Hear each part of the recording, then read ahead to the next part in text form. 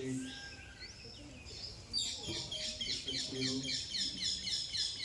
ગ્રામજનો તથા વાલા વિદ્યાર્થી ભાઈઓ, આજે આપણી શાળામાંથી સિનિયર શિક્ષક શ્રી દિનેશભાઈ જિલ્લા બદલી થતા વિદાય લઈ રહ્યા છે. જે દુઃખની બાબત છે,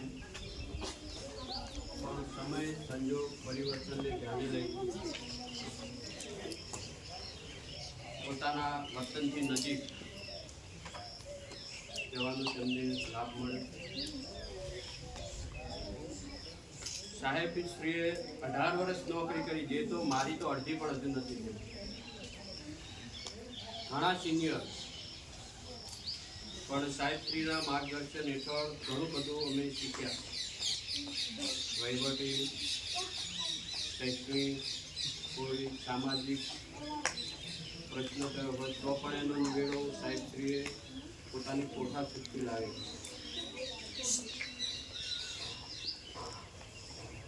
સાહેબની બદલી થતા એકાદ વર્ષ સુધી રાહ જોવી પડી. ઘણા પ્રશ્નો, ચૂંટણી આચારસંહિતા આવી ગઈ.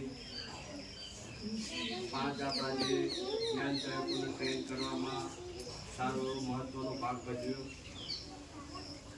બીજું તો વધારે બોલું નહીં કહું, પણ સાહેબશ્રી અભિયાનો બદલી થઈ તે પણ તે જગ્યાએ બાળકો સાથે, શિક્ષકશ્રીઓ સાથે અને સારી રીતે શૈક્ષણિક કાર્ય કરે, તેમજ પોતાનું જીવન નિરોગી સ્વસ્થ રીતે વિતાવે એવી હાર્દિક શુભકામનાઓ પાઠવું છું. તેમજ અત્યારે મને તો મહિનો જ થયો છે, એકાદ મહિનાને આચાર્ય પદ મળ્યું, પણ સાહેબશ્રીને મારા હાથે જ વિદાયનું હતું. સાહેબ તો છૂટા થવા માગતા હતા, પણ મેં કીધું બધાને આપણે જે રીતે વિદાય આપીએ છીએ એ રીતે તમારી પણ જોઈએ.